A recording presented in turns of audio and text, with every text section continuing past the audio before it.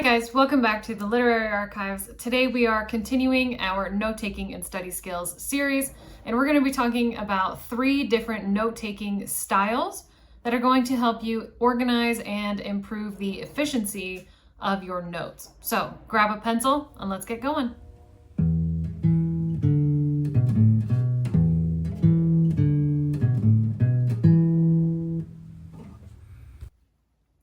The first style of notes I want to talk you through today is called Cornell notes. Cornell notes are broken into 3 sections. So the first thing you have to do is set up your page. An inch or 2 from the left-hand margin, you're going to set up the Q section. So you'll draw a line to separate that page, leaving the larger spot on your paper for notes. This is going to be where all of your notes go during your lecture or during your reading.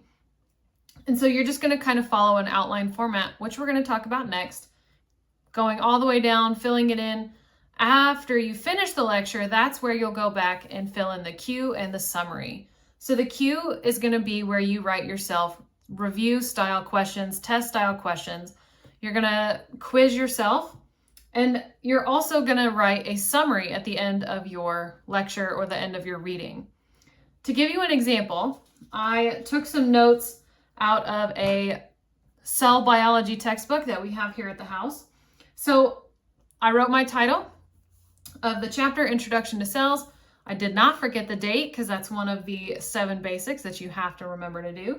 And then I just started taking notes. So I have some definitions here. I have a subheading here that I wanted to make sure I highlighted as a section for where these are at.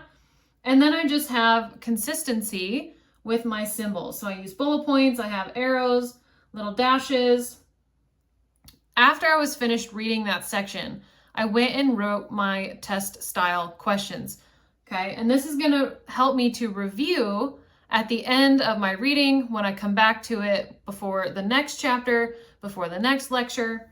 I also made sure to write a summary. Now, the section I read within this book was part of a really long chapter.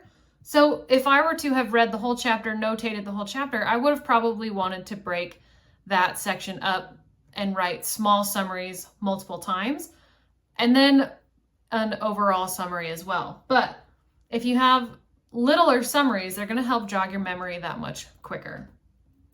Another beautiful thing you can do with Cornell notes is use it to study vocabulary. So if I were to put my terms on the left-hand side in the Q column, definitions in the right-hand column, I can do that as well. Because the beautiful thing about Cornell notes is that they are built for studying. You take this right-hand side, fold it over to that line, and now I have 2 columns of Cornell notes that I can quiz myself on, whether terms or questions that I've written. And that's going to make review that much easier when you have to study for that big test or when you're just trying to remember what you were doing the week before. The second style of notes I want to share with you is outlining.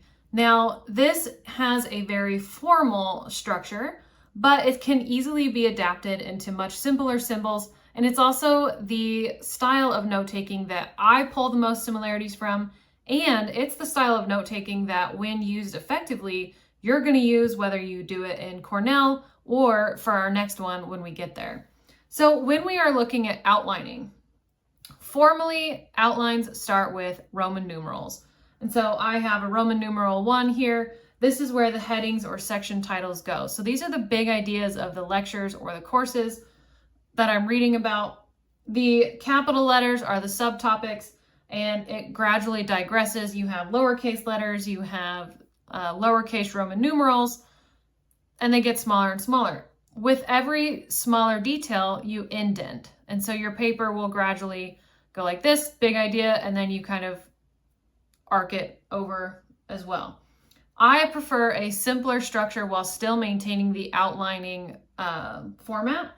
So I use bullet points, dashes, and then I use little arrows for examples or clarifiers. For me, this goes much quicker. I'm not so worried about the letters and numbers and making sure that I have backtracked and know what letter and number I'm on at each given moment. But bullets are easy for me to see, dashes are easy, and arrows are easy, and all 3 symbols are extremely fast. Outlines are especially helpful for courses such as math, literature, history, anything where you are doing one section at a time. For science, outlining will absolutely work if you are reading a textbook. It's going to work a little bit less for lectures. Outlining can be especially difficult if you've never done it before, especially when you are in a lecture setting, if you are too worried about where to indent your notes. So if you haven't tried outlining, I recommend doing it with a reading passage first.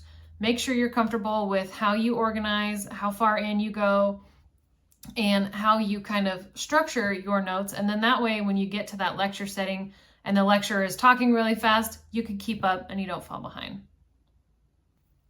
So I wanted to show you, I took those same cell biology notes from the Cornell notes and I wrote them as an outline. So I start with some of the same definitions. I have my same heading, little notes, and then I started with the letters and I worked my way down. I switched immediately to bullet points, but I still had A and my upper Roman numeral. I will say I use outlining extensively. However, even trying to be super detailed in the little letters and the symbols and making sure I was indenting super far, it took me a lot longer than the Cornell notes did because of the way it was structured. If I had used just my very simple bullet point dash arrow, it probably would have gone a lot quicker. So again, something to practice with, something to work on, and then over time, that is going to be a process that speeds up. The last style of note-taking that I want to show you is visual notes. Visual notes are also called sketch notes or doodle notes, but they don't require you to be a beautiful artist in order to be successful at this. So if we take another look at the cell biology notes that I took, I changed them into a visual format. So one of the processes that I was reading about was DNA synthesis and into RNA synthesis, into the creation of proteins. And so I drew that picture. One of the basics that I mentioned in the previous video was about the strategic use of color. Now in the textbook, these are the colors that are paired up with these matching nucleotides. And then this is to replicate this top strand right here. And so I used color to kind of show this progression, but I didn't go overboard. Obviously that wasn't an essential step, but it did help kind of bring my notes to life for me so that when I am reviewing, I have that piece of the puzzle. You'll also notice that even though I have included a visual, I still have a ton of writing on the edges.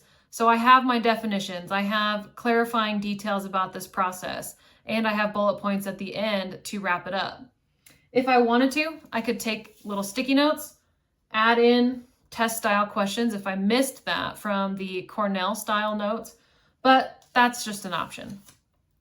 I would be cautious of recommending visual notes as the sole note-taking strategy that you use, but it is a great addition to the notes that you're already taking. It works especially great in science classes. It can work really well in history and literature classes if you're tracking the plot of a story, a timeline of events, trying to map cause and effect. There's a ton of use for visuals, and being able to integrate that into your notes will make a difference and will help kind of create a different way of looking at the same information. Each note-taking strategy has advantages and disadvantages. What it really comes down to is practice. So grab a pencil, grab a book, and get started working on those notes. If you enjoyed today's video, please consider liking this, subscribe so you never miss a literary moment, and I will see you next time.